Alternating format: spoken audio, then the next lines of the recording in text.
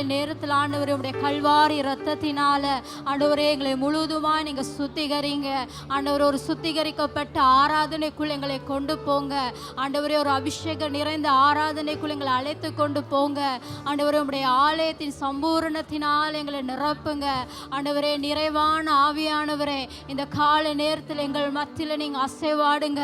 நிறைவான ஆவியானவரே, எங்கள் மத்தியில் கடந்து வாங்க ஆண்டவரே. எங்களை ஆட்கொண்டு எங்களை வழி நடத்துங்க ஆண்டவரே. உம்முடைய புதிய பலத்தினால் எங்களை இடை கட்டி கொள்ளுங்க ஆண்டவரே. உம்முடைய பலத்தை எங்களுக்கு தாங்க ஆண்டவரே. உம்முடைய கிருபையை எங்களுக்கு தாங்க ஆண்டவரே. உம்முடைய தயவை எங்களுக்கு தாங்க ஆண்டவரே. ஓ உமக்கு நாங்கள் நன்றி செலுத்துகிறோம், நன்றி செலுத்துகிறோம், நன்றி செலுத்துகிறோம் ஆண்டவரே. உற்சாகம் உள்ள இருதயத்தோடு உம்மை ஆராதிக்க பண்ணுங்க. முழு இருதயத்தோடு உம்மை தொழுது கொள்ள பண்ணுங்க. முழு பலத்தோடு உம்மை துதிக்க பண்ணுங்க. முழு சிந்தையோடு உம்முடைய சமூகத்தில் நாங்கள் இருக்க பண்ணுங்க. ஹல்லேலூயா. நன்றி ஆண்டவரே, நன்றி அப்பா, நன்றி செலுத்துகிறோம்.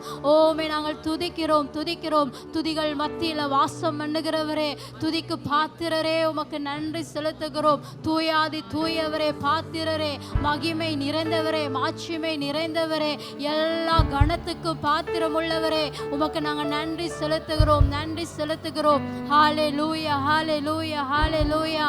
நன்றி அப்பா, நன்றி செலுத்துகிறோம், நன்றி செலுத்துகிறோம் ஆண்டவரே. உம்மை நன்றி உள்ள இருதயத்தோடு நாங்கள் உம்மை துதிக்கிறோம் அப்பா, உம்மை ஸ்தோத்தரிக்கிறோம் ஆண்டவரே. நன்றி செலுத்துகிறோம், நன்றி செலுத்துகிறோம். ஹல்லேலூயா. பரலோக தகப்பனே, இந்த அதிகாலை வேளைக்காக உமக்கு நாங்கள் நன்றி செலுத்துகிறோம் அப்பா. அந்த காலை நேரத்தில் உம்முடைய சமூகத்தில் எங்களை ஒரு மனமாய் கூட்டி சேர்த்த கிருபைக்காக நன்றி அப்பா. ஆண்டவரே, இந்த ஆராதனை உம்முடைய கரத்தில் தருகிறோம் ஆண்டவரே. நீங்க பொறுத்துக் கொள்ளுங்க ஆண்டவரே, நீங்க வழி நடத்துங்க. பரிசுத்த ஆவியானவரே, உம்முடைய பிரசன்னத்தினால் எங்களை நிரப்புங்கப்பா ஆண்டவரே. எங்கள் ஆவி, ஆத்துமா, சரீரங்கள், சிந்தனை, எண்ணங்கள் ஆண்டவரே எல்லாவற்றையும் உம்முடைய கரத்தில் தருகிறோம் ஆண்டவரே. நீங்க ஆட்கொண்டு எங்களை வழி நடத்துங்க. எல்லா துதிகன மகிமையும் ஒருவருக்கு செலுத்துகிறோம். இயேசுவின் நாமத்தில் ஜெபிக்கிறோம் பிதாவே, ஆமென். ஹல்லேலூயா. இந்த காலத்துல ஆண்டவருடைய சமூகத்துல சந்தோஷத்தோட நீங்க இருக்கிறீங்க. தாவீதுக்காரன் சொல்லுகிறார் சங்கீதம் 150வது சங்கீதத்துல, முழு இருதயத்தோடு நான் உம்மை துதிப்பேன், சங்கீதத்தோடு நான் உம்மை ஆராதிப்பேன், நடனத்தோடு நான் உம்மை துதிக்கிறேன். இதான் சங்கீதத்துல 150வது சங்கீதம் தாவீதுக்காரர் சொல்லுகிறார், நானே உம்முடைய ஆண்டவரே எல்லா கைத்தால ஓசையோடு நான் உம்மை ஆராதிக்கிறேன். காலை நேரத்துல நாங்கள் அப்படியான ஆராதனை கர்த்தருக்கு நாங்கள் செலுத்த வேண்டும். ஆனால் எங்களோடு சேர்ந்து இந்த பாடலை பாடி கர்த்தர் நாமத்தை நீங்கள் உயர்த்துங்க.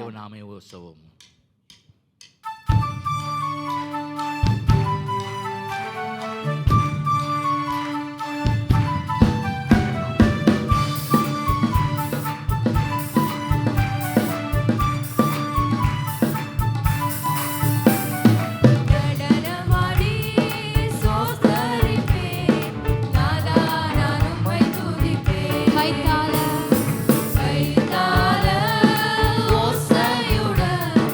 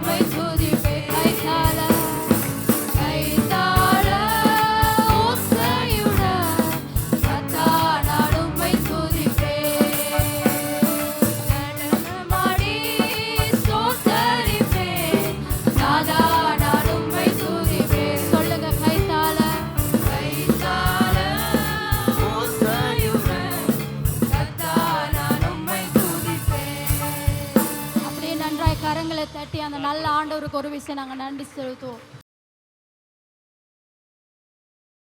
வாசியங்கள் கடந்த காலத்தில் பேசின இன்னொரு பகுதியை நாங்கள் பேச விரும்புகிறோம். පසුගිය දවස්වල කතා කරපු මාතෘකාවේ තව කොටසක් කතා කරන්න කැමතියි. வாசியங்கள்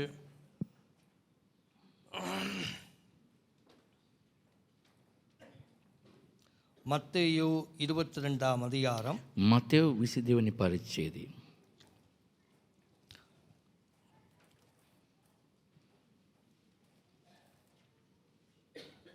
29 33 வரைக்கும். 29 සිට 33 දක්වා. இயேசு அவர்களுக்கு பிரதியுத்தரமாக, நீங்கள் வேத வாக்கியங்களையும் தேவனுடைய வல்லமையையும் அறியாமல் தப்பான எண்ணம் கொள்ளுகிறீர்கள். தேவனுடைய வார்த்தையிலே விசுவாசமும் දෙනසගේ වචනේ විශ්වාසයත් தேவண்ட வார்த்தையிலே வல்லமை இருக்குது என்று தேவண்ட பிள்ளைகள் நம்ப வேண்டும். වචනේ බලය තිබෙන බව දේව දරුවෝ දැනගත යුතුයි. உன்னுடைய சிந்தையிலே தேவனுடைய வார்த்தை குறித்து தப்பான எண்ணங்கள் நீ கொள்ளக்கூடாது. ඔබගේ සිතුවිලි තුළ දේව වචනය ගැන වැරදි අදහසක් ඇති කරගන්න නරකයි. அவர் ஒரு வல்லமையை அவர் எங்கள் மத்தியிலே அனுப்பியிருக்கிறார். තුමා බලයක් අප මැදේ යවලා තිබෙනවා. பரிசுத்த ஆவியானுடைய வல்லமை இந்த கடைசி காலத்திலே எங்கள் மேல் தங்கி இருக்கிறது. ශුද්ධත්වනාංශගේ බලය මේ අන්තිම කාලයේ අප තුළ රැඳී තිබෙනවා. அப்ப கடவுளை எல்லாரும் ஆராதிக்கிறாங்க, නිසා දෙවියන් தள்ள முடியாது. හැමෝම නමස්කාර කරන තල්ලු කළ දාන්න බෑ. ஆனா தேவன் உங்களை விசேஷமாக தெரிந்து கொண்டார். නමුත් දෙවියන් වහන්සේ විශේෂයෙන් ඔබ තෝරගෙන තිබෙනවා. ஆனா உங்கள் மத்தியில தேவனுடைய அந்த சுவாசம், ஜீவ சுவாசம் வெளிப்படும். ඔබ තුළ ඒ ජීවන උස්ම එළිදරව් වෙන්නට ඕනේ. அப்ப இயேசுவே கண்டுபிடிச்சு சொல்றார், தப்பான எண்ணம் எண்ணாத.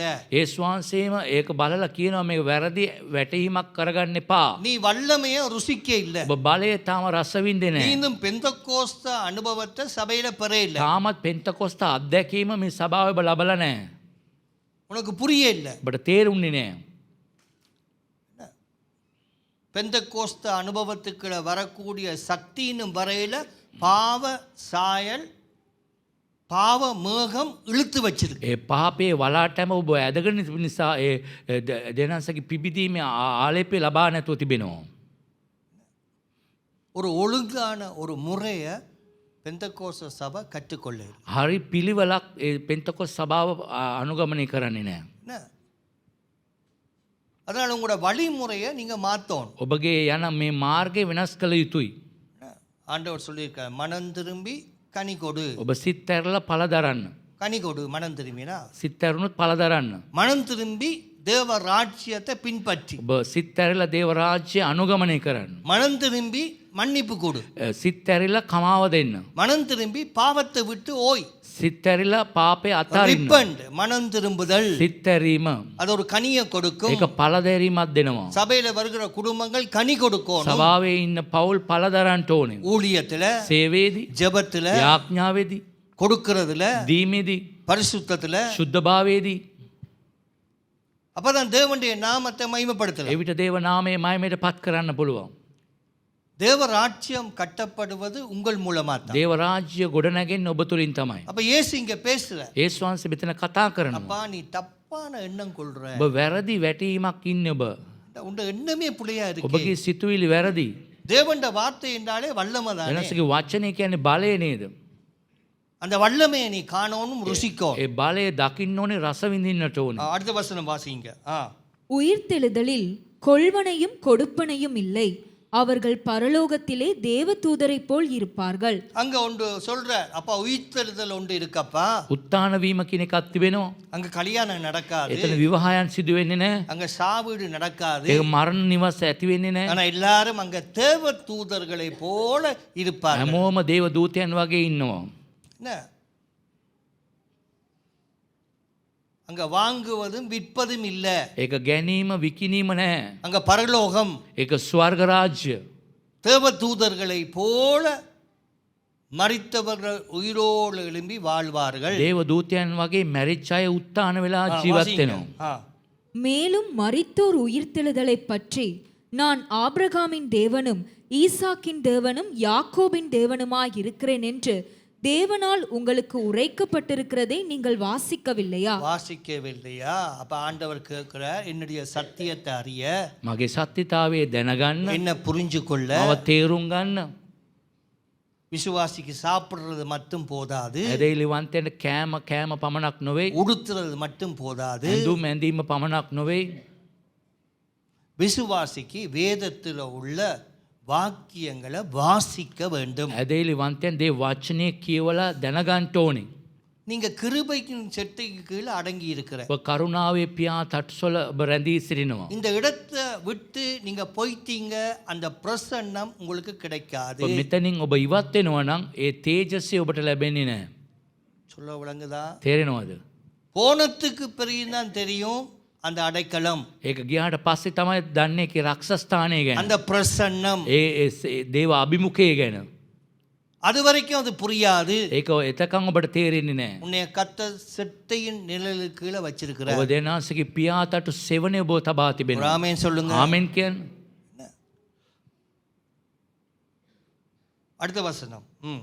தேவன் மரித்தோருக்கு தேவனாயிராமல் ஜீவனுள்ளோருக்கு தேவனாயிருக்கிறார் என்றார்.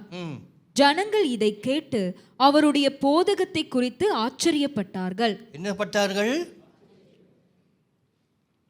இப்ப தேவன் சொன்னார், மரித்தோருக்கு நான் தேவனா இருக்க மாட்டேன். நம்ம මලවුන්ගේ දෙවි කෙනෙක් ලෙස ඉන්නේ නැහැ. ஜீவன் உள்ளோருக்கு தான் நான் தேவனா இருப்பேன். මම උත්තාන වූ ජීවමාන ආයත තමයි මම දෙවි කෙනෙක් ලෙස மரித்து போய் கிடக்கிறவனுக்கு நான் ஜீவனுள்ள தேவனாக வாசம் செய்ய මම மாட்டேன். මලාව් කෙනෙක්ට මම ජීවමාන දෙවියන් ලෙස වාසය කරන්නේ නැහැ. அவங்கள்ட்ட இந்த அசைவாட்டம் இருக்காது. ඒ අය කෙරේ කිසිම සෙලවීමක් නැහැ. ஏன்னா அவங்க பரலோகத்துக்கு வர வேண்டும். ඒක ස්වර්ගයට එන්නට ඕනේ. ஆண்டவர் சொல்றார், நீ தேவதூதனை போல பரலோகத்துல இருப்ப. ඔබ ස්වර්ගයේ දේවදූතයන් වගේ ඉඳී. உனக்கு ஒரு வாழ்க்கை இருக்குது. ඔබට ජීවිතයක් තිබෙනවා. ஆச்சரியப்பட்டார். විස්මිත වුණාලු. இப்ப மரித்தோர் என்றால் என்ன? මලාව් අය කියන්නේ කවුද? அதை முதல்ல அறிஞ்சு கொள்வோம். අපි ඒක දැනගමු. மரித்தோர் என்றா யார்? ඒ මලාව් අය, ஜீவன் உள்ளவர்கள் யார்? ජීවමාන අය කවුද? அதை நல்லா புரிஞ்சு கொள்ளணும். ඒක ඔබ තේරුම් ගන්න ඕනේ. அப்பதான் உங்களுக்கு வேதத்தில் உள்ள அதிசயங்களை பார்க்கும்படி கண்களை துறப்ப. එවිට ඒ දේව වචනේ තියෙන විස්මිත දේවල් දකින්න ඇස් විවෘත වෙන්නේ. ஒரு வல்லமை வரும். බලයක් එන්නට ஒரு ඕනේ. பெரிய அல்ல சொல்லுங்க. හalleluya කියන්න. எப்படி கொண்டு வராருன்னு அறியோம். එපේස් අපි බලමු කොහොමද ගේන්නේ කියලා දැනගන්න ඕනේ.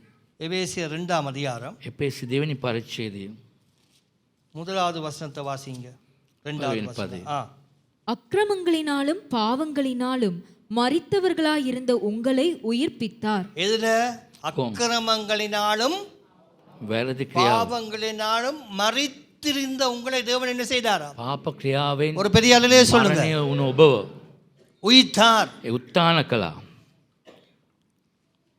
அக்கிரமம், பாவம், අපරාධයන්, පාපයන් அதுக்குள்ள கட்டப்பட்டு கிடந்தீங்க. ඒ තුල ඔබ ගැට ගැහිලා තිබුණේ. இப்ப இயேசுவின் இரத்தத்தினால கழுவப்பட்டிருக்கிறீங்க. ඒ ශ්වාසයේ ලේවෙනින් ඔබ සෝදනු ලබලා තිබෙනවා.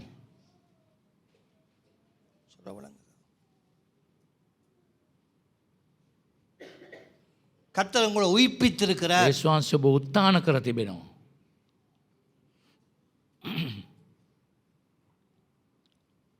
கல்யாண வீடுக்கு கல்யாண வஸ்திரத்தை கொடுக்கும்படியாக வாசலில் எஜமான் ஊழியருக்கு கட்டளையிட்டு இருந்தார். ඒ විවාහ මංගල්‍යයේදී ඒ වස්ත්‍රය දෙන්නට ස්වාමියා பிரின்சிபல் என்ன? நீ கல்யாண வீட்டுக்கு வர்ற, ඒක ක්‍රමේ නම් ඔබ විවාහ මඟුලට එනකොට ஒரு எஜமானுடைய கல்யாண வீட்டுக்கு வார, ඒ ස්වාමියාගේ විවාහ මඟුලට එන්නේ வாசல்ல கந்தையாக வருகிற துணிகளை எல்லாம் கழட்டி ඒ கல்யாண வஸ்திரம் கொடுத்து எல்லாரையும் அனுப்புறாங்க. ඒ කිලුටු වස්ත්‍රය ගලවලා ඒ විවාහ වස්ත්‍රය ඔබ අඳලා යවනවා. மண்டபம் எல்லாம் நிறைஞ்சிட்டு ඒ මණ්ඩපේ පිරුණා. எஜமான் வந்துட்டார். ස්වාමියා ආවා. எஜமான் வந்து கொண்டிருக்கும் பொழுது ඒ ස්වාමියා එනකොට ஒருத்தன் மட்டும் வித்தியாசமா பார்க்க, කෙනෙක් වෙනස් විදියට ඉන්නවා. එයා දකින්න இல்லாத குடும்பம், අනිත් අය ඉදිරියේ සාක්ෂි නැති පවුලක්. தேவண்ட நாமத்தை அவமானப்படுத்த, දේව නාමය අවමානයට පත් කරන අය. தேவண்ட சட்ட திட்டங்களுக்கு கீழ்ப்படியாதவங்க, ජනසේගේ නීති රීති වලට කීකරු වෙන්නේ නැති අය. தாங்க ஒரு தேவனை நேசிக்கிறோம் அவரை பின்பற்ற வேண்டும் என்று நடக்காதவங்க, තම ආදරය කරන දේවනාන්සේ අනුගමනය කරන්න නැති කෙනෙක්. எஜமான் வந்து கொண்டு ස්වාමියා එනවා. அங்க பார்த்தா கந்தையான துணியில கிடக்கு. ඒ කිලුටු ඇඳුමකින් ඉන්නව කෙනෙක්. அப்ப கேட்கிறார், ආනවා. உனக்கு கல்யாண வஸ்திரம் தரையில்லையா? ඔබට විවාහයට එන්නට හොඳ ලස්සන වස්ත්‍රයක් දුන්නේ නැද්ද? நீ எந்த வழியால வந்த? ඔබ මොන මාර්ගෙන් ආවේ? உனக்கு ஒரு வழி வச்சிருக்கு. ඔබට මාර්ගයක් තබලා நீ තිබෙනවා. பின்பற்றி வந்த வழி என்ன? ඒ අනුගමනය කරපු ඒ මාර්ගය இவ்வளவு பேரும் கல்யாண வஸ்திரம் உடுத்தி මේ இருக்கிறாங்க. හැම කෙනාම ඒ ලස්සන විවාහ වස්ත්‍රය ඇඳගෙන நீ තිබෙනවා. மட்டும் கந்தையை உடுத்தி கொண்டு நடு கல்யாண வீட்டுல இருக்கிற. ඔබ කිලුටු ඇඳුම ඇඳගෙන මැද ඉන්නවා இது ඒ நல்லதா? මණ්ඩපේ. හොඳද? எல்லாரும் உன்னை பார்க்கறாங்களே, හැමෝම ඔබ බලනවා නේද? ஏன் உன்னை விட்டு கொடுக்கல? ඇයි ඔබ අතෑර දුන්නේ නැත්තේ? உடனே எஜமான் சொன்னார், ස්වාමියා කිව්වා இவனை முதலாவது கட்டி தூக்குங்க. මෙයාව ගැට ගහලා දාන්න. இவனை கட்டுங்க, ගැට ගහන්න.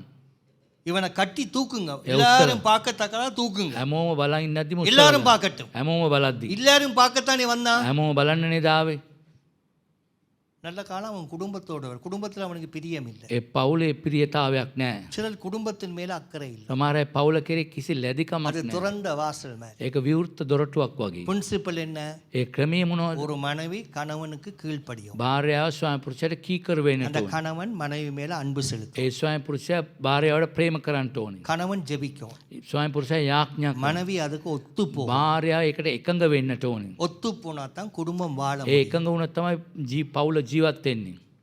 அழுத்தி வாழ முடியாது. නැත්තම් ජීවත් වෙන්න අමාරුයි. புரிந்து கொள்ளுதலுடைய சக்தி வேணும். ඒ තේරුම් ගැනීමේ ශක්තිය අවශ්‍යයි. சொல்ல விளங்குதா? තේරුණාද? பிரின்சிபலை மாத்தாதீங்க. ඒ ක්‍රමේ වෙනස් வேத කරන්න එපා. principle. ඒ දේ වචනේ ක්‍රමය. அதான் ஒரு ஒழுங்கு முறை. ඒක තමයි පිළිවෙලක්. அந்த ஒழுங்கை மாத்திட்டா ඒ පිළිවෙල වෙනස් කරාම சபைக்கு நீ முன்மாறி இல்லை. සභාවට ආදර්ශමත්ව නැහැ. இப்ப சபைக்கு முன்மாறி தேவை. සභාවට ආදර්ශමත්ව உங்க අවශ්‍යයි. பிள்ளைகள் இன்னும் ரட்சிக்கப்பட இல்லை. ඔබගේ දරුවෝ තාම ගැලවීම ලැබුවේ නැහැ. அங்க உன்னோடு சேர்ந்து வந்து கொண்டிருக்கிறாங்க. ඔබත් එක්ක ඒගොල්ලෝ එනවා. அவங்களுக்கு பாவம் என்றால் என்னன்னு தெரியல. පාපය කියන්නේ තාම ඒගොල්ලන්ට තේරුමක් கர்த்தர் மாத்துகிறார். සවනන්ස වෙනස් කරනවා. ஒரு பெரிய ஆளிலே சொல்லுங்க, හලෙලුයා කියන්නේ உங்களோட வாழ்க்கையை கர்த்தர் மாத்தணும். ඔබගේ ජීවිතේ වෙනස් කරන්න ඕනේ. அப்பொழுதுதான் தேவனுடைய நாமம் மகிமைப்படும். එවිට දේව නාමයේ මහිමයටපත් වෙනවා. தேவனுடைய ராஜ்யம் දේව கட்டப்படும். රාජ්‍ය ගොඩනැගෙන්නේ. தேவராட்சியம் கட்ட உங்களோட வாழ்க்கையை ஒப்பு கொடுக்கும். දේව රාජ්‍ය ගොඩනගන්න ඔබගේ ජීවිතේ කැප කරන්නට ඕනේ. அப்பதான் ஒரு குடும்பமாக வாழலாம். එවිට පවුලක් ලෙස ජීවත් වෙන්න இப்ப පුළුවන්. இங்க சொல்றார், මේ කියනවා மரித்தவர்களுக்கு நான் தேவன் இல்லை. මම මැරිච්ච අයට දෙවි කෙනෙක් නෙවෙයි.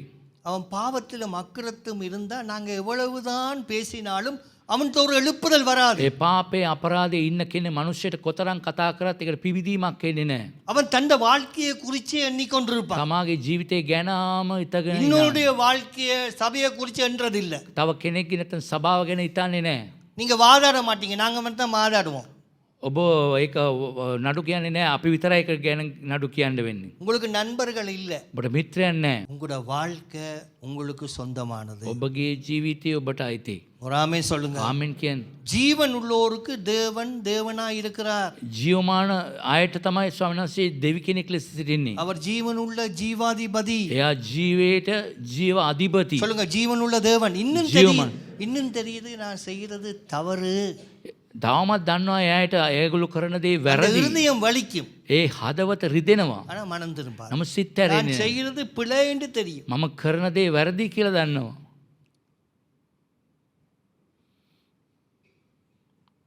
தேவன் உங்களை கொண்டுதான் ஒரு ஆவிக்குரிய மாளிகையை கட்ட விரும்புறார். ඔබ තුලින් තමයි දෙනාන්සේගේ දේව මාලිගාව ගොඩනගන්නට කැමති. இந்த இடத்துல தான் ஒரு சுகந்த வாசனை இந்த பகுதிக்கு போகணும். මෙතනින් තමයි සුහඳ දුමක් මේ පළාතට යන්නට ඕනේ. அப்பதான் இந்த வானத்தின் பகுதி எங்களுக்கு துறக்கப்படும். එවිට තමයි මේ ආකාශයේ පැත්ත විවෘත වෙන්නේ. அப்போ ஒவ்வொரு எல்லையிலும் ஒரு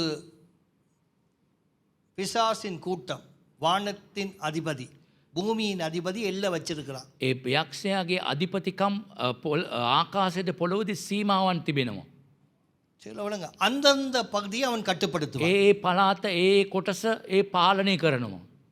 அந்த பகுதியில் ஆக்கள் எப்படி இருக்க, குடிகாரன்னு சொன்னா இந்த குடியின் ஆவியை இறக்குவான். ඒ පැත්තේ බීමත්කම වැඩි නම් ඒ බීමත්කමේ ආත්මයක් එතනට වගුරුවනවා. குழப்பமான இருந்தால் குடும்பங்களுக்குள்ள குழப்பத்தை ඒ கொண்டு வரும். පවුල් තුල කැළඹීමක් ඇති කරන දේවල් ඒ ආත්මය நீங்க தேவனுக்கு உகந்தவங்க දෙනාසයට බයිති අය என்ன அக்கிரமங்களின் பாவங்களால் மறித்திருந்தா நீங்க ஜீவனுள்ள தேவனுக்கு இயேசுவுக்கு நீங்க ஊழியம் செய்ய முடியாது. ඔබ අපරාධයෙන් පාපයෙන් පිරුණු දෙනාසයට සේවය කරන්නට බෑ. என்ன வாசிங்க எபேசியர் அதே இருக்கு. එපේසි வாசிங்க 3வது வசனம் இல்ல 2-3 கவனமா දෙක quick-ஆ තුන போவோம். அவைகளில் நீங்கள் ஆ. முற்காலத்திலே இவ்வுலக வழக்கத்திற்கேற்றபடியாகவும் ஆ. கீழ்ப்படியாமையின் பிள்ளைகளிடத்தில் இப்பொழுது கிரியை செய்கிற ஆகாயத்து அதிகார பிரபுவாகிய ஆவிக்கேற்றபடியாகவும் நடந்து கொண்டீர்கள். எப்படி நடந்து கொண்டீங்க? ඔබ කොහමද முற்காலத்துல ඒ දවස්වල கல்யாணம் கட்டின பிறகு பிரிய எண்ணாதீங்க. විවාහ වුණාට පස්සේ වෙන් වෙන්න උත්සාහ කරන්න එපා. சமாதானமா வாழப்பட සමාදානෙන් ජීවත් වෙන්න බලන්න. சாட்சியா வாழப்பட සාක්ෂිමත්ව ජීවත් වෙන්න බලන්න. கடவுளுடைய அன்பு நமக்குள்ள இருக்குமே ஆனால் கடவுள் எப்பொழுதும் உங்களுக்கு நன்மை செய்வார். දෙනාසක ප්‍රේමය අප තුළ තියෙන දෙනාස අපට යාපත කර. சரி வாசிங்க அந்த வசனம் என்ன சொல்றீங்க? அவைகளை நீங்கள் பாருங்க என்னது வாசிங்க கவனமா கேளுங்க. அவைகளில் நீங்கள் ஆ. முற்காலத்திலே இவ்வுலக வழக்கத்திற்கேற்றபடியாகவும் உலக வழக்கத்துக்கு ஏற்றபடி கீழ்ப்படியாமையின் பிள்ளைகளிடத்தில் என்ன என்ன பிள்ளைகள் நீங்க? අකීකරු இங்க பாருங்க சத்தமா சொல்லுங்க. கீழ்ப்படியாதவர்கள். අකීකරු අය. You are not obeying. கீழ்ப்படிய மாட்டீங்க. අකීකරු වෙන්නේ නැහැ. உங்களை சொன்ன எதிர்த்து நிப்பீங்க. ඔබට කිව්වම ඔබ විරුද්ධව ඉන්නවා.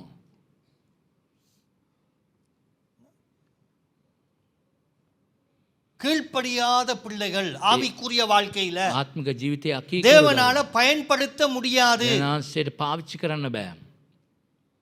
ஆகாத்து பிரபு பிசாசானவன். ඒ යක්ෂයාගේ ප්‍රභූ வாசிங்க. இப்பொழுது கிரியை செய்கிற ஆ. ஆகாயத்து அதிகார பிரபுவாகிய ஆகாயத்து බලධාරී அதிகார பிரபு. අධිපතියා ආකාශයේ බලධාරී ஆகாயத்தில் ஒரு அதிகார பிரபு இருக்கிறான். ආකාශයේ බලධාරී කෙනෙක් ඉන්නවා. அவன் விட மாட்டான். කතරින්නේ නැහැ. கீழ்ப்படிய කීකරු වෙන්න. சத்தியத்துக்கு கீழ்ப்படிய සත්‍යතාවයට කීකරු වෙන්න. பரிசுத்தத்துக்கு கீழ்ப்படிய සුද්ධභාවයට කීකරු වෙන්න. ஆவிக்குரிய வாழ்க்கைக்கு கீழ்ப்படிய அவன் விட மாட்டான். ආත්මික ජීවිතයට කීකරු වෙන්න ඉඩ දෙන්නේ නැහැ. முற்காலத்துல வாழ்ந்த வாழ்க்கையை இப்பொழுது வாழ கூடாது. ඒ පරණ ජීවිතේම තාමත් ජීවත් වෙන්න හොඳ නැහැ. அது உண்ட வாழ்க்கையை அழித்து போடும். இப்பொழுதல்ல, நீ என்றைக்கு படுக்கையில விழுகிறியோ அப்பொழுதுதான் தேவ தூதரையும் பிசாசையும் உண்ட வாழ்க்கையில நீ காணுவ. ඔබ දේවදූතයා යක්ෂයා ඔබ කවදාද දකින්නේ? එද මේ ජීවිතේ ජීවත් වෙන්න නැති වුණාම ඔබගේ අන්තිම කාලයේදී මේ දේ දකින්න පුළුවන්. ஏன் அவன் மோசேயுடைய சரீரத்தையே தூசணமாக கடிஞ்சு கொள்றான். ඒ මෝසස්ගේ ශරීරයේම ඉල්ලලා ඔහුට අපහාස කරනවා. அதான் மோசேயுடைய சரீரம் வல்லமை நிறைந்த சரீரம். ඒ මෝසස්ගේ ශරීරේ බලවත් ශරීරයක්. அவருடைய 120 வயசுல அவருக்கு பலன் குறையவே இல்லை. ඒ අවුරුදු 120ට ගියත් හරි යාගේ ශක්තිය අඩුනේ නැහැ. கண்கள் மங்களாகவே இல்லை. ඇස් අඳුරුනේ නැහැ. அந்த வல்லமையான அபிஷேகம் அவருக்குள்ள கரண்ட் மாதிரி ஓடிக்கொண்டே இருந்துச்சு. ඒක නිකන් විදුලියක් වගේ ශරීරයේ එක දිගටම ඒක තිබුණා. உங்களோட ஆசை ආසාව நிறைவேறும். සම්පූර්ණ වෙන්නට ඕනේ. நீங்க சந்தோஷமா இருக்கும், ඔබ සන්තෝෂයෙන් ඉන්නට ඕනේ. மகிழ்ச்சியா இருக்கும். ප්‍රීතියෙන් ඉන්නට ඕනේ. அப்பதான் கர்த்தர் ஆசீர்வதிப்பார். එයාව ආශිර්වාද කරයි. சொல்ல விளங்குதா? போகிற இடமெல்லாம் கர்த்தர் உங்களுக்கு வெற்றி தருவார். යන තැන ජයග්‍රහණය ඔබට දෙයි. கர்த்தர் கிருக பிடி. එනාසේ තදින් අල්ලගන්න. இந்த பொல்லாத மண்டபலத்தின் பொல்லாத ஆவி මේ ලෝක கீழ்ப்படி- මණ්ඩප முந்தி அவனோட தான் இருந்தோம். ඒ අපි ඒ ආත් එක තමයි තියෙන්නේ. ஆனா கர்த்தரங்களை விடுவித்தார். එනාසේ අපි නිදහස් කළා. ரெண்டு கரங்களை வச்சு ஸ்தோத்திரம் பண்ணுங்க. ரெண்டு கரங்களை தட்டி. That because- ஸ்தோத்திரம், நல்ல ஸ்தோத்திரம் பண்ணுங்க. ස්තුතියි. இப்ப நல்லா விளக்கப்படுத்தி கொண்டு வந்திருக்கிறேன். පැහැදිලි කළා அடுத்த තිබෙනවා. வசனம் வாசிங்க. அவர்களுக்குள்ளே நாம் எல்லாரும் முற்காலத்திலே நமது மாம்ச இச்சையின்படியே நடந்து என்ன இச்சையின்படி நடந்தோம்? மாமசத்தின் இச்சைப்படி நடந்தோம். මානසික තෘෂ්ණාව අනුව ජීවත් වුණා. என்ன? நாங்க தேவனை அறியல. එනාසේ දැනගත්තේ නැහැ. வாசிங்க. நமது மாம்சமும் மனசும் விரும்பினவைகளை செய்து சுபாவத்தினாலே மற்றவர்களைப் போல கோபாக்கினையின் பிள்ளைகளாயிருந்தோம். கோபா சுபாவத்தின்படி. අපගේ ස්වභාවය අනුව என்னபடி? சுபாவத்தின்படி. අපගේ ස්වභාවය අනුව சுபாவத்தின்படி இருந்தோம். ස්වභාවය අනුව හිටියා. சுபாவத்தின்படி மாம்சத்தின்படி நடக்கும் பொழுது මාංශ கோபாக்கினையின் பிள்ளைகள் ஆகிறோம். අපි ඒ කෝපේ දරුවෝ ලෙස සිටිනවා. திருப்பி வாசிக்க கவனமா கேளுங்க. இனி கீழ்ப்படியோணும். வாசிங்க. කීකරු.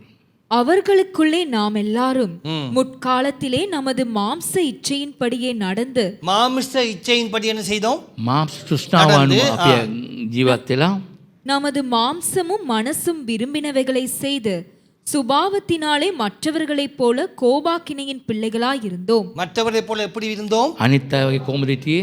கோபாக்கின பிள்ளைகள். ඒ කෝපයට සිදුවෙන දරුවන් ලෙස. இப்ப கர்த்தருக்கு பிரியமான பிள்ளை. අපි දැන් දෙවනාංශයට ප්‍රියමනාප දරුවෝ.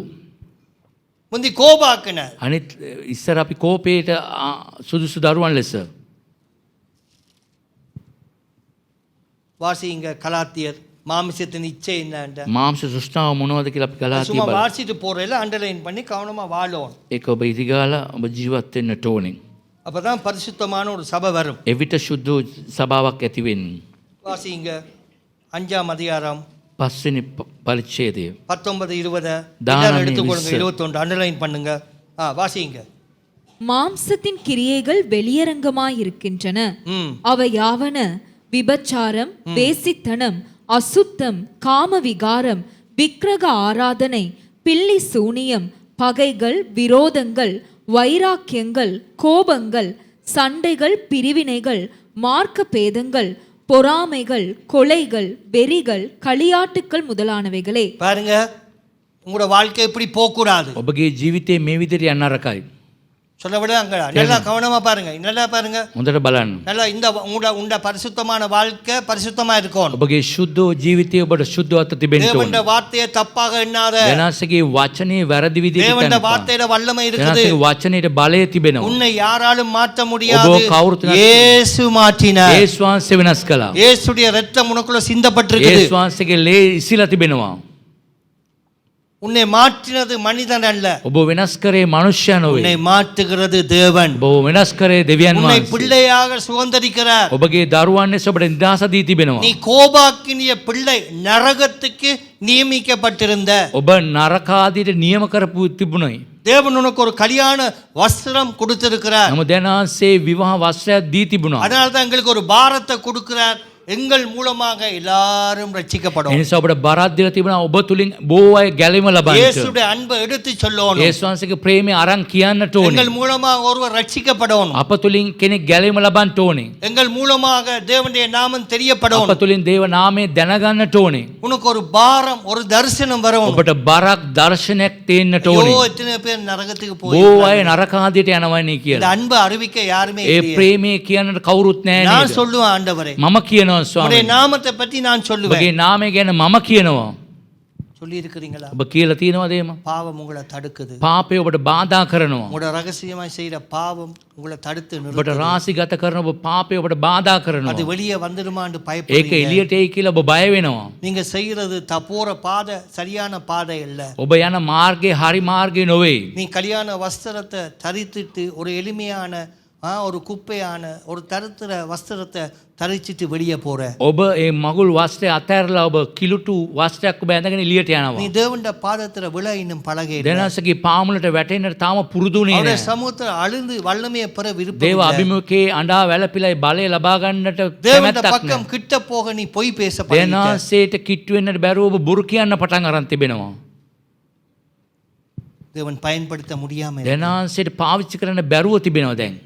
நீ தேவனுக்கு தேவை. ඔබ දෙනාසේට අවශ්‍යයි ඔබ. இந்த சபைக்கு தேவை. මේ සභාවට අවශ්‍යයි. இந்த தேசத்துக்கு මේ தேவை. දේශයට අවශ්‍යයි. ஊழியத்துக்கு நீ தேவை. සේවයට ඔබ අවශ්‍යයි. உண்ட கையில வல்லமை உள்ள ஒரு வேத புத்தகம் உண்ட கையில வந்து ඔබට බලගත වූ දේව වචනය ඔබට තිබෙනවා. அதை நீ பேச ඒක பயப்படுற. කතා කරන්න ඔබ බය වෙනවා. உனக்கு தெரியல. ඔබට තේරෙන්නේ නැහැ. அதன் மேல ஒரு வாஞ்ச வருது. ඒ කෙරේ ආසාවක් එන්නේ නැහැ. மித்த நேரம் செலவழிக்காத. ටික වෙලා වැඩි எங்களை වෙලා மாதிரி වුණා. 4 மணித்தியாலம் விழுந்து ஜெபிக்காத. පැය 4ක් අපි 3 වගේ மணித்தியாலம் நாங்க கேட்கல අපි அப்படி. එහෙම ඉල්ලන්නේ නැහැ ඔබගෙන්. குடு உன்னால முயன்றத. ඔබට කරන්න පුළුවන් දේ ஒரு දෙන්න. நாள் ரெண்டு அதிகாரத்தை வாசி. පරිච්ඡේද දෙකක් කියවන්න. ஒரு ஸ்தோத்திர பலியை சொல்லு. ස්තුති පූජාවක් කරන්න. ஆண்டவர் உன்னை ஒப்புக்கொடு. දෙනාසට බාර වෙන්න. ஒரு நன்றி செலுத்து. ස්තුති කරන්න. அதுக்கு மேல கர்த்தர் பார்த்து. ඊට වඩා ස්වාමීන් බලාගනි. ஒரு பெரிய அல்லேலூயா சொல்லுங்க. හalleluya කියන්න. ஜெபங்களுக்கு கர்த்தர் பதில் தருவார். යාඥාවට ස්වාමීන් පිළිතුරු දෙනවා. உண்ட ஜெபத்தை நிறுத்துறதுக்கு பிசாசு கிரியை செய்கிறான். ඔබගේ යාඥාව නතර කරන්න යක්ෂයා ක්‍රියා කරනවා. உனக்கு ஜென்ம சுபாவத்தை அவன் உண்டு பண்றான். ඒ ජම්ම ස්වභාවය ඇති කරන ඔබට. பிள்ளை செய்ய தவறை யார் சொல்லலாம்? දරුවගේ වැරදි ගැන කවුද කියන්න පුළුවන්? பாடசாலை ஆசிரியர். ඒ පාසලේ ඉන්න ගුරුවරයා. அங்கதான் கற்றுக்கொள்ளுது ඒ பிள்ளை. එතන තමයි ඉගෙන ගන්න දරුවා. அங்கதான் பிள்ளை வாழ ඒ போகுது. තමයි ජීවත් වෙන්න යන්නේ. அந்த ஆசிரியருடைய கடமை கொண்டு நடத்தணும். ඒ ගුරුවරයාගේ වගකීම තමයි දරුවව அந்த හරියට பாடசாலையில உண்ட பிள்ளை 10 வருஷம் படிக்குது. ඒ ඉස්කෝලේ අවුරුදු 10ක් ඔබ ඉගෙන ගන්න දරුවා. பிறகு உண்ட பிள்ளை எங்க இருக்குது? ඊට පස්සේ කොයිද ඉන්නේ? டியூஷன் ஸ்தானத்துல. ඒ ටියුෂන් එකේ ඉන්නවා. அங்க உலகத்துக்குள்ள போற கதை. ඒ ලෝකයට යන කතාවක් වගේ. பிறகு உண்ட பிள்ளை எங்க வருது? ඒ දරුවෝ ඊට පස්සේ කොයිද? கர்த்தருடைய ஆராதனை. දෙනාන්සේගේ නමස්කාරයේ දේවස්ථානෙට. கொஞ்ச நேரம் தான் தேவ சமூகத்துல ඔබ செலவழிக்கிறீங்க. ටික වෙලාවක් තමයි දේව අභිමුඛයේ ගත அதே කරන්නේ. உங்களுக்கு கர்த்தர் தேவ பலனாதா. ඒක දෙනාන්සේ බලයක් ලෙස ஒரு ஆமென் சொல்லுங்க. ආමෙන් කියන්නේ. அதிலேயே கர்த்தர் நடத்துற. ඒක මග පෙන්වන ඔබ. வாசி பாருங்க அதுல. திருப்பி வாசிங்க. கவனமா கேளுங்க, அண்டர்லைன் பண்ணுங்க. உங்கள்ட்ட என்ன இருக்குன்னு பாப்போம். මොනවද තියෙන්නේ කියලා බලන්න. மாம்சத்தின் கிரியைகள் வெளியரங்கமாயிருக்கின்றன. அவை யாவன விபச்சாரம், வேசித்தனம், அசுத்தம், காம விகாரம், விக்கிரக ஆராதனை. என்னது? சத்தமா சொல்லுங்க. மனம் திரும்பி கொண்டு வரும். සිත් ඇරිලා ගේන්නට ஒரு ඕන. ஆமென் சொல்லுங்க. ආමෙන් කියන්නේ. என்ன செய்யணும்? මොනවද කරන්නේ? மனம் திரும்புதல கொடுக்கும். සිත් ඇරීම දෙන්නට ඕන. வாழ்க்கை ජීවිතේ ஒரு சரியான இடத்துல நிக்குது இல்ல. හරි තැනක ඉන්නේ නැහැ. அல மோதுது. ඒක ඇලැප්පෙනවා. பாருங்க, வாசியம் அந்த வசனம் என்ன சொல்லுதுன்னு பாருங்க. விக்கிரக ஆராதனை. என்ன ஆராதனை? சத்தமா சொல்லுங்க. என்ன? அதை விட்டு வெளியே வந்துரும். ඒ රූප නමස්කාරයෙන් එළියට එන්නට ඕන. பில்லி சூனியம், அடுத்து என்னது? பில்லி சூனியம், பகைகள், பகைகள், விரோதங்கள், விரோதங்கள், வைராக்கியங்கள், வைராக்கியங்கள், கோபங்கள், கோபங்கள், சண்டைகள், சண்டைகள், பிரிவினைகள். என்னென்ன இருக்கு பாருங்க. ஐயா, மனுஷனுக்கு கோபம் வரணும் ஐயா. මිනිස්සුෙකුට කේන්ති යන්නට ඕනේ. ஆனா பாவம் செய்யும். ඒක පව් කරන්න නරකයි. ஒரே அடியா பிள்ளைகளை அமர்த்தக்கூடாது. ඒක පාරටම දරුවන්ව තද කරන්න නරකයි. புத்தி சொல்லும். දරුවන්ට හොඳට උපදෙස් දෙන්න. பிள்ளை நல்லா படிச்சு வரும். හොඳට ඉගෙන ගන්නට ඕන. நல்ல உயர்ந்த ஸ்தானத்துல හොඳ උසස් ස්ථානයකට එන්නට ඕන. நல்ல ஒரு நிலைக்கு வரும். හොඳ තත්ත්වයකට එන්නට ඕන. நல்ல ஒரு பரிசுத்த கூட்டத்தோட உயர்ந்த ஜாதியோடு ඒ උසස් ජාතියක් සමග ශුද්ධ භාවයට එන්නට ඕන. அடிமை யோசேப்பு போனார். ඒ වහල් භාවයට කත්තර යොසප් ගියා. இருந்தார். ස්වාමීන් වහන්සේ හිටියා. ஆசாரிய குடும்பத்திலேருந்து ராஜா பெண் கொண்டுட்டு ඒ පූජක පවුලේම රජතුමාට විවාහය ගෙනවා. அவ மாதிரி ஒரு பொண்ணு கிடைக்காது. ඒ වගේ ලැබෙන්නේ නැහැ ගෑනු ළමෙක්. என்ன? இங்கே இருக்கிற இளம் குடும்பங்களுக்காக நன்றி මේ சொல்லுகிறேன். තරුණ පවුල් දෙස குடும்பமா இருந்து வாழ்ந்து காட்டுறாங்க. පවුල් වශයෙන් ජීවත් වෙනවා. ஒரு பெரிய அல்லேலூயா சொல்லுங்க. හalleluya කියන්නේ. இளம் குடும்பங்கள், ඒ තරුණ පවුල් நான் சந்தோஷப்படுறேன். සන්තෝෂ වෙනවා. நீங்க இவ்வளவு ஒரு இக்கட்டான சூழ்நிலையும் நீங்க வாழ்ந்து கர்த்தருக்காக நீங்க சாட்சி கொடுக்க. අමාරුකම් මැද්දේ සාක්ෂිමත් ඔබ ජීවත් වෙනවා. மனைவியோட ஒத்து போறாங்க. භාර්යාවත් එක්ක එකතු වෙලා යනවා. யாரோட ஒத்து போகாட்டி மனைவியோட ஒத்து போ. அது பெஸ்ட் உனக்கு. ඒක භාර්යාවත් එක්ක ඔබ එකතු වෙලා යන එක හොඳයි. நீ அவட தான் வாழ போற. එයත් එක්ක තමයි ඔබ ජීවත් වෙන්නේ. அப்படி சகிச்சு நீங்க வாழும் பொழுது கர்த்தர் ඒව உயர்த்துவார். දරාගෙන ජීවත් වෙන දැනන් සුසස් කරයි. என்ன? உங்களோட வாழ்க்கையில அவங்க உதவி செய்யறது மேன்மையானது. එයාගේ උදව් කිරීම ඉතා උසස්. உயர்ந்த இடத்துக்கு வரும். උසස් තැනකට එන්න. வலது கழிச்சு ஒரு பெரிய அல்லே சொல்லுங்க. හalleluya කියන්නේ. நல்ல ஸ்தானம். அதுக்கு ஆலயத்துல வந்து நில்லுண்டா நிக்க. දේවස්ථානෙට ඉන්න කියලා කිව්වම ආන්නේ නැහනේ. சந்தோஷம். සන්තෝෂයි. கர்த்தர் சபையை பெருக்குவிப்பார். සභාව ආශිර්වාද. 90 பிள்ளைகள் மேல படிக்கிறாங்க. තව දරුවෝ ඉගෙන ගන්න උඩ. இன்னும் 10 வருஷத்துல அவங்க அடுத்த අවුරුදු சந்ததி. 10ක ඊට පස්සේ ඊළඟ எவ்வளவு பேர் පරම්පරාව. நினைக்கிறீங்க கர்த்தர் அற்புதம் එනාසේ செய்றார்? ආස්කම් කරයි කියලා. வாசி கொண்டு போமா குயிக்க முடிக்கிறேன். பழைய வாழ்க்கை. பிரிவினைகள், ஆ. மார்க்க பேதங்கள், ஆ. பொறாமைகள், ம். கொலைகள், ம். வெறிகள், களியாட்டுக்கள் முதலானவைகளே. ம். இப்படிப்பட்டவைகளை செய்கிறவர்கள் தேவனுடைய ராஜ்யத்தை சுதந்தரிப்பதில்லை என்று முன்னே நான் சொன்னது போல இப்பொழுதும் உங்களுக்கு சொல்லுகிறேன். சொல்லுகிறேன், ஜாக்கிரதை. ප්‍රවේශමින් என்ன?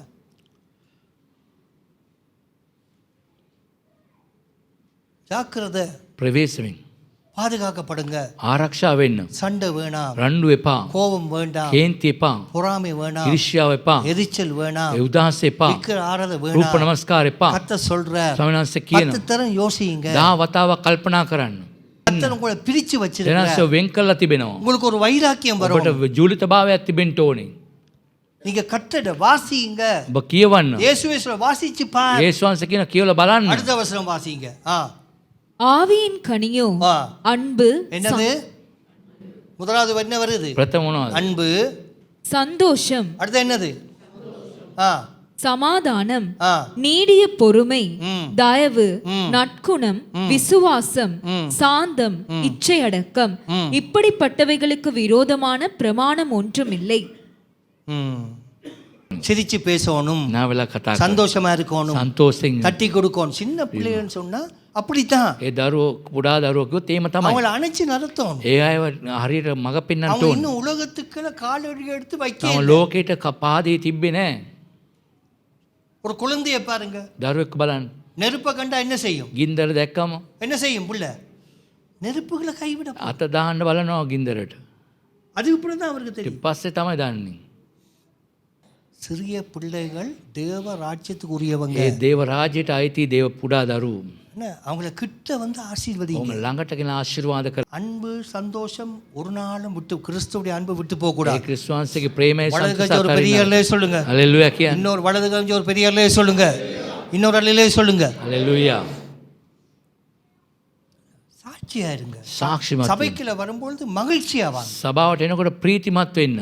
தவறு செய்தா ஒருவர் மன்னிப்பு கேளு. වැරද්දක් කරාම එක්කෙනෙකුට එක්කෙනෙකුට කමාවිල්ල ගන්න. வாசிங்க. சமாதானம், ம். நீடிய பொறுமை, ஆ. தயவு, ஆ. நற்குணம், விசுவாசம், சாந்தம், இச்சையடக்கம், இப்படிப்பட்டவைகளுக்கு விரோதமான பிரமாணம் ஒன்றுமில்லை. இப்போ வாசி கடைசியா முடிப்போமா? கலாத்தியர் 5ஆம் அதிகாரம் ගලාති 5 වෙනි පරිච්ඡේදය 26. 26. வீண் புகழ்ச்சியை விரும்பாமலும் என்ன புகழ்ச்சி விரும்பக்கூடாது? சத்தமா சொல்லுங்க. விரும்பாமலும் ஒருவரை ஒருவர் கோபம் ஊட்டாமலும் ஒருவரை ஒருவர் என்ன செய்யக்கூடாது? ஒருவர் மேல் ஒருவர் பொறாமை கொள்ளாமலும் இருக்க கடவோம். கடைசியா முடிக்கிறேன். අන්තිමට අවසන් කරනවා. சபைக்குள்ள வரும்பொழுது සභාව තුළට එනකොට தெளிந்த இருதயத்தோடு இருக்கும். පෑදිලි මනසක් එක්ක එන්නට ඕන. வீண் புகழ்ச்சி வேணும். නිෂ්පල පාරාට්ටු එපා. யாரையும் கோபம் ஊட்டாது. කාටත් කාවත් කේන්ති ගස්සන්න එපා. ஒருவர் மேல் கொறாம கொள்ளாது. එක්කෙනෙක් කෙරේ ඊර්ෂ්‍යා වෙන්න එපා. நாங்க தேவண்ட பிள்ளைகள். දෙනන්සේගේ දරුවෝ கர்த்தருக்கு ஒப்பு கொடுங்க. දෙනන්සේට බාර වෙන්න. தேவன் ஜீவன் உள்ளவருக்கு தேவனா இருக்கிறார். ජීවමාන අයට දෙනන්සේ ජීවමාන சொல்லுங்க. දෙනන්සේ ஜீவன் உள்ளவருக்கு தேவன். ජීවමාන අයට දෙනන්සේ ජීවමාන දෙවි කෙනෙක්. உங்களை கொண்டுதான் கர்த்தர் கட்டி எழுப்புவார். ඔබ තුලින් තමයි ගොඩනගන්නේ. நீங்க வரது இயேசுவுக்காக. ඔබ යේසුස් වහන්සේ வலது கிழமை ஒரு பெரிய அல்ல சொல்லுங்க. හලෙලූයා කියන්නේ. எவ்வளவு பெரிய வேலையில விட்டுட்டு வந்திருக்கீங்க. කොතරම් වැඩ අතහැරලා දෙන්නේ. இன்னைக்கு ஞாயிற்றுக்கிழமை உங்களோட வீடு சந்தோஷப்படணும். ඉරුදින ඔබ දේදර සන්තෝෂ වෙන්නට ඕනේ. ஆனா கர்த்தரை தேடி வந்திருக்கீங்க. දෙනන්සේ ස්වාගෙන ඇවිල්ලා ஆனா තිබෙනවා. இந்த இடத்துல சந்தோஷமா போங்க. මෙතනින් සන්තෝෂයෙන් යන්න. சாந்தமா ஒருவர் பேசுங்க. සාන්ත ගුණයෙන් එක්කෙනෙක් එක්ක කතා කරන්න. அவங்களோட குற்றத்தை எல்லாருக்கும் முன்னுக்கு சொன்னா நான் போதகன். එයාගේ වැරදි நான் மறைமுகமா சபைக்கு சொல்லுவேன். මම රාසිගතව ඒ දේවල් කියනවා. அவங்களோட குற்றத்தை கண்டா அவங்கள மன்னிங்க. එයාගේ වැරද්දක් දැක්කම කමා කරන්න. வாசிங்க 1 பேதுரு 1 පේත්‍රස් 2ஆம் அதிகாரம் දෙවන පරිච්ඡේදය 4-5 வாசி முடிப்போம். අතරපා. மனுஷரால் தள்ளப்பட்டதாயினும் தேவனால் தெரிந்து கொள்ளப்பட்டதும் விலையேற பெற்றதுமாயிருக்கிற ஜீவனுள்ள கல்லாகிய அவரிடத்தில் சேர்ந்தவர்களாகிய நீங்களும். ஜீவனுள்ள ජීවමාන யார்கிட்ட சேர்ந்துட்டோம்? தேவன்கிட்ட போய் சேர்ந்துட்டோம். ජීවමාන දෙවියන්වහන්සේට வலது එකතු கைக்கு වුණා. ஒரு ஆமென் சொல்லுங்க. ආමෙන් කියන්නේ. என்ன போய் சேர்ந்துட்டீங்க. අපි එකතු වුණා. வாசிங்க. ஜீவனுள்ள கற்களைப் போல ஆவிக்கேற்ற மாளிகையாகவும் ஜீவனுள்ள கற்களை போல ஆவிக்குரிய ආති மாளிகையாகவும் இயேசு கிறிஸ்து மூலமாய் இயேசு கிறிஸ்து மூலமாய் தேவனுக்கு பிரியமான ஆவிக்கேற்ற பலிகளை செலுத்தும்படிக்கு தேவனுக்கு பிரியமான ஆவிக்கேற்ற பலிகளை செலுத்தும்படிக்கு பரிசுத்த ஆசாரிய கூட்டமாகவும் கட்டப்பட்டு வருகிறீர்கள். அல்லேலூயா சொல்லுங்க. හලෙලූයා කියන්නේ. பரிசுத்த ஆசாரிய கூட்டமா கட்டப்பட்டு வருகிறது. ශුද්ධ වූ පූජක පිරිසක් ලෙස ගොඩනැගෙන එනවා. இயேசு கிறிஸ்து மூலமா යේසුස් ක්‍රිස්තුස් වහන්සේ තුලින් ஜீவன் உள்ள ஒரு மாளிகையாக ජීවමාන මාලිගාවක් ලෙස. இது ஆவிக்குரிய சாட்சியம். මේක තමයි ආත්මික ස්ට්‍රක්චර් එක. இதுதான் தூபவர்க்கமா மேல මේක போகுது. තමයි සුවඳ දුමක් ලෙස ඉහළ යන්නට ඕනේ. என்ன அந்த தூபவர்க்கம் மேல போகுது. ඒ සුවඳ දුම ඉහළට යන්නට ඕනේ. அப்ப தேவன் இந்த மோதிர பகுதியில் ஆகாய மண்டலத்தை உடைச்சு வானம் துறக்கும். ඔබ මෝදරේ ආකාශ මණ්ඩලේ කඩලා විවෘත කරන්න ඕනේ. உங்களோட வியாபாரம், ඔබගේ ව්‍යාපාරය, உங்களோட தொழில், ඔබගේ රැකියාව, உங்களோட பிள்ளையோட படிப்பு, ඔබගේ දරුවන්ගේ අධ්‍යාපනය, உங்களோட பிள்ளைகளோட எதிர்காலம், දරුවන්ගේ අනාගතය, உங்களோட ஊழியங்கள், ඔබගේ සේවාව, ஜெபங்களை எல்லாம் கர்த்தர் ஆசீர்வதிப்பார். යාඥාව ආශිර්වාද කරන්න. வலது கரத்தில் ஒரு பெரிய அல்லை දකුණු අතට சொல்லுங்க. හාලෙලුයා කියමුද? அதனால தான் இந்த பலிகளை உற்சாகமா செலுத்தணும். ඒ නිසා මේ පූජාවන් උනන්දුවෙන් කරන්න. சலமோன்ற மகிமையில ராஜாவே கீழ்ப்படிந்து பெரிய முழங்கால் ஜெபம் சலமோன் தான். ඒ සලමොන්ගේ ධනිස යාඥාව තමයි ඒ ලොකු මහිමාන්විත යාඥාව. பெரிய ஜெபம் எழுந்து நின்று නැකිට සිට 1,20,000 ஆடுகளை அந்த இடத்துல தானே அடிக்க கொடுக்கிறார். 1,20,000 බැටළුවන්ව පූජා කළා. 1,20,000 ஆடுகளை அடிக்கிறேன்டா லேசான காரியம். ලේසික් වැඩක්ද 1,20,000 බැටළුවන් පූජා කරනවා කියන්නේ. 1,20,000 ஆடையும் பலிபீடத்துல வந்து வெட்டுறான் உரிக்கிறான், குடல் வேற கரை வேற தகனிச்சு கொண்டே போறாங்க. வேலை செய்யவே நேரம் இல்லை. ඒ පූජා කරන වෙලාවක්ම නැතුව ඇති කපනවා, පූජා කරනවා, ලිලි ගන්නවා, හැමදේම කරන්නට. அதான் காலையில 40 நிமிஷம் அந்த அந்த அந்த துதி பாடலை செய்யறோம். ඒ නිසා තමයි උදෑසන අපි ස්තුති පූජාව විනාඩි 45ක් කරන්නට ඕනේ. அதுல உங்களுக்கு வேலை இருக்கு. ඒක ඔබට වැඩ තිබෙනවා. களைச்சு போனாங்க. ඔබ උන්ට මාන්සි වුණා. 1,00,000 மக்கள் கொடுத்தது வேற. ජනතාව දුන්නව වෙනයි. அப்ப ராஜா கொடுக்கலன்னா எவ்வளவு கொளுத்த ஆடுகளை கொடுத்துருப்பார். රාජා දෙන අය කොතරම් මාත බැටළුවන්ද දීලා ඇත්තේ. தலை வெட்டணும், ඒ බෙල්ල කපන්න, தோல் உரிக்கணும், ඒ අම්ම ගලවන්න, உடலை வெள்ள ඒ எடுக்கணும், බොකු ගන්නට ඕනේ, தண்ணீரை கழுவணும், වතුර ඕදන්නට ඕනේ, ரத்தத்தை ஒரு பக்கம் ලේ එක ஊத்தணும், පැත්තකට ரத்தம் ஒரு பக்கம் ஓடிக்கொண்டே ලේ இருக்குது. දුවනවා එක පැත්තක. கத்தர் பார்த்த இவன்ட காணிக்கைய கத்தர் முகம். එයා දේවනාසගේ ඒ පූජාව දැකලා පිළිගත්තා. ஆலயத்துல தேவனே இறங்கிட்டாரா? දෙවියන් වහන්සේම බැස්සා දේවස්ථානෙට. என்ன இப்படி நிக்கிறாங்க, இப்படி மேகம் வந்து நிக்குது. ඒගොල්ලෝ ඉන්න පූජාසනේ උඩ මේ වලාටම පිරීලා දේවනාසගේ මහිමය. மகிமைய கண்ணால கண்டா. මහිමය ඒගොල්ලෝ ඇස් දෙකින්ම දැක්කා. தேவன்ட பிரசன்னத்தை දේවනාසගේ තේජසය ඒගොල්ලෝ ඇස් වලින්ම දැක්කා. அதுக்கு நீங்க தேவை. ඒක ඔබට අවශ්‍යයි. நீங்க மனம் திரும்ப தான் பிரசங்கம் பண்றேன் ஒழிய உங்களுக்குள்ள சாபமோ அல்லாவற்ற தண்டனையோ வரக்கூடாதுன்னு பிரார்த்தனை பண்ணுறோம். ඔබ සිත්තරෙන්න ඕන කියලා තමයි දේශනා කරන්නේ. අර සාපයෝ දඬුවම ලැබෙන්න කියලා නෙමෙයි දේශනා කරන්නේ. உங்களோட பலிகளை செலுத்தும் பொழுது கர்த்தர் ඔබගේ ஆசீர்வதிப்பார். පූජාව කරනකොට ஆசீர்வாதம் சொல்லுங்க. හalleluya කියන්න. எல்லா குணங்களையும் விடுங்க. හැම ගුණාංගයක්ම අතාරින්න. மாமிசமா நடந்ததெல்லாம் விடுங்க. මාംසාකාරයේ සිදුවන දේවල් අතාරින්න. ஆவிக்குரிய வாழ்க்கைக்கு வாங்க. ආත්මික ජීවිතයට එන්න. அல்லாட்டி இதை கேட்டு மனம் திரும்பாட்டி இருதயம் நொந்து நொந்து ඔබ මේක අහලා සිත්තරෙන්නේ නැත්නම් ඔබගේ හදවත වේදනාවට රිදිලා பரிசுத்தாவி விழுந்தும் அதாவது புல்லு முளைக்காதபடிக்கு மாறி ඒ තනකොළ නැගිටින්න බැරි විදියට වෙනස් වෙන සුදාත්මන වහන්සේ කතා කරලා இந்த வார்த்தை அனுப்பி මේ වචනේ ආවලා பூமியின் நிலத்தை நான் நனைச்சு මේ පොළොව තෙත් කරලා எப்படி பயிர் உண்டாகிற மாதிரி அற்புதம் කොහොමද செய்வேன். බීජේ වපුරන වගේ ආස්කම් කරනවා. பூமியை நினைப்பார். මේ පොළොව තෙමනවා. உங்களோட கடினமான இருதயத்தை ஆவியானவர் இலகுவாக மாற்றுவார். ඔබගේ හදවත දැඩි හිත පාසු කරනවා. அங்க அன்பு, சந்தோஷம், ප්‍රේමයේ සන්තෝෂයේ அது සමාදාන வந்து முளைக்கும். ඒක බීජේ වැපිරෙන්නට ඕනේ. என்ன? கோபங்கள், பொறாமை කේන්තිය, ඊර්ෂ්‍යාව எல்லாம் விட்டு සියල්ල ஆண்டவரே අත්හැරලා දාලා அப்போ ஒரு பரிசுத்த சந்ததி එවිට සුද්ධ වූ පරම්පරාවක් නැගිටිනවා. உங்களோட வீட்டை காத்துக்கொள்ளுங்க. ඔබගේ නිවස ආරක්ෂා කරගන්න. உங்களோட வீட தேவதூதன் பாதுகாக்கும். ඒ දේව දූතයන් ඔබගේ නිවස ආරක්ෂා කරයි. உங்களோட வீட்டுக்குள்ள ஆசீர்வாதம் இருக்கும். ඔබගේ නිවසට ආශිර්වාද. உங்களோட வீட்டுக்குள்ள சாப்பாடு வீசக்கூடாது. ඒ කෑම විසි කරන්න අරක ගෙදර. உங்களோட வீட்டுக்குள்ள வர்றவங்களுக்கு சாப்பாடு கொடுக்கும். එන අයට කෑම දෙන්නට ඕනේ. வறுமையா தள்ளுறது இல்லை. ඉස්සතින් යවන්න එපා. கர்த்தர் ஆசீர்வாதம். එනස ආශිර්වාද කරනවා. ஒரு பெரிய இல்லையே சொல்லுங்க. හalleluya කියන්න. உங்களோட வீட்டையும் கர்த்தர் ඔබගේ ஆசீர்வதிப்பார். නිවසත් ආශිර්වාද உங்களோட කරනවා. வீடு ஆசீர்வாதம் ඔබගේ உள்ள නිවස வீடு. ආශිර්වාද නිවසක්. உங்களை நிரப்புவ. ඔබ පුරවයි. இப்ப பாடுகள் அனுபவித்தாலும் ஒரு காலத்துல கர்த்தர் சந்தோஷத்தை கொடுப்பார். දැන් ඔබ දුක් පීඩා විඳතරි කාලයක් ස්වාමීන් සන්තෝෂය ආශිර්වාදය දෙයි. சந்தோஷத்தை கொடுப்பார். සන්තෝෂය දෙයි. கர்த்தருக்காக வந்தார். දෙනාසේ උදෙසා આવොතින්. கர்த்தருக்காக வந்தார். දෙනාසේ උදෙසා. தேவனுக்காக வந்தார். දෙනාසේ උදෙසා. தேவனுக்காக உழைத்தார். දෙනාසේ උදෙසා අම්බ කළා. தேவனுக்காக கொடுத்தார். දෙනාසේ උදෙසා දුන්නොතින්. உங்களோட வீட்டை ஒரு நாளும் கர்த்தர் ඔබගේ கைவிடவே නිවස மாட்டார். අතාරින්නේ නැහැ කවදාද. வலது கிழமைச்சு ஒரு பெரிய දකුණු අතට அல்லேலூயா හalleluya කියන්න. ஒரு பெரிய அல்லேலூயா சொல்லுங்க. හalleluya කියන්න.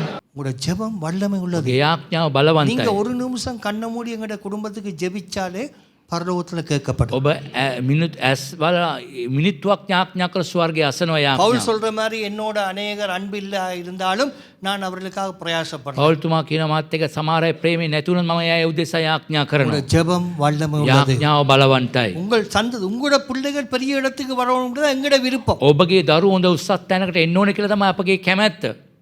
ஆண் பிள்ளைகள் எல்லாம் கர்த்தருக்கு சொந்தமானது. පිරිමි දරුවන් දෙවියන්සට අයිති. என்ன மோசையோடு பிசாசு வாதாடினான். මෝසෙස් එක්ක වාද කරා වගේ ஆண் பிள்ளைகள் எல்லாம் கர்த்தருடைய. පිරිමි දරුවෝ දෙවියන්සට ஆண் பிள்ளைகள் மூலமா தான் சந்ததி எழும்பும். ඒ පිරිමි දරුවන්ට එක්ක තමයි பெண் පරම්පරාව பிள்ளைகள் மூலமாக சந்ததி வளரும். ගෑනු දරුවන් තුලින් ඒ වර්ධනය වෙනවා. ஏன்னா, ஆண் சந்ததி தான் எங்களுக்கு தேவை. ඒ පිරිමි ஆனா பெண் சந்ததி පරම්පරාව வேணாம் இல்ல. ஆண் சந்ததி தான் உறுத்து நிற்கிறது. ඒ ස්ථීරව තියෙන පිරිමි පරම්පරාව. அப்போஸ்தலர் 12 பேரும் ஆண் தான். ඒ පිරිමි ගෝලය 12ම පිරිමි. சொல்லிக்கொண்டு என்ன வாக்கு தத்துடைய பிரபுகள் எல்லாம் ஆண் ඒ தான். පොරොන්දුවේ ප්‍රභූවරු ඔක්කොම පිරිමි අය. சந்ததியை பெருக பண்ணுவார். ඒ පරම්පරාව වැඩි කරයි. ஆண் பெண் வழியாக ஆசீர்வாதம் ඒ பெருகும். ගෑනු දරුවන්ට එක්ක ආශිර්වාදේ වැඩි වර්ධනය அதை වෙනවා. நாங்க மறந்துடக்கூடாது. අමතක කරන්න නරකයි. உங்களோட வாழ்க்கையை ஒப்பு கொடுக்கும். ඔබගේ ජීවිතේ බාර කරන්න. எழுந்து நிற்போம். දෙකිට සිටමු.